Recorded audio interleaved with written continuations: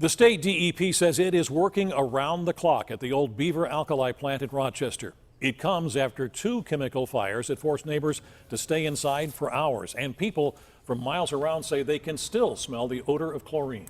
So what is being done to make sure that area is safe? John Shumway is live with the very latest tonight. John. Yeah, an occasional whiff of the chlorine may not be unusual in this situation, but the DEP has air quality monitors out all over the place, and right now they are showing no residual chlorine in the air that would be a threat to people. Meanwhile, behind me, as you said, a 24/7 operation. You can see the excavator over there working on the building that burned, and the concern is to treat this all very carefully because there are still chemicals and some in the adjacent building as well.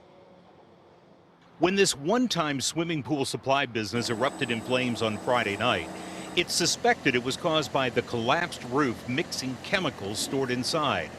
Firefighters at first didn't realize what they were dealing with, but when they were informed it was swimming pool chemicals. Part of our firefighting tactics that night were to take care and contain the fire. The resulting fire battle helped a chlorine plume to form and prompted a shelter-in-place recommendation. While they took that precaution, the chief tells me despite the smell, their testing equipment never detected threatening levels in the air quality.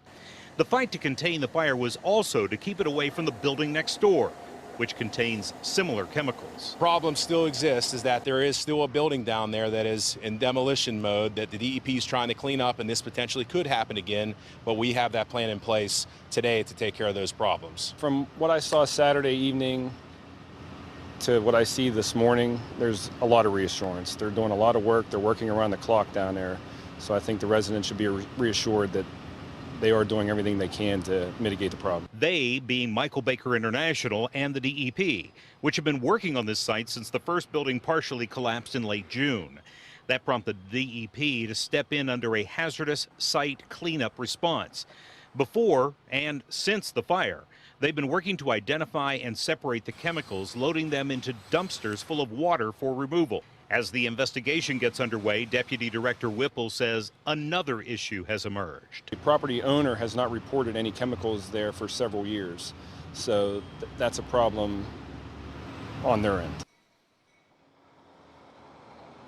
Yeah, and that is something that they will obviously take up with those one-time owners. Now, the other problem is that in this building, there are still, in fact, in both buildings, there are still a lot of chemicals, and some of them aren't marked. So they don't even know what they're dealing with, and you get the idea they have to go very carefully as they go through this and dispose of those chemicals. But again, air quality tonight is just fine.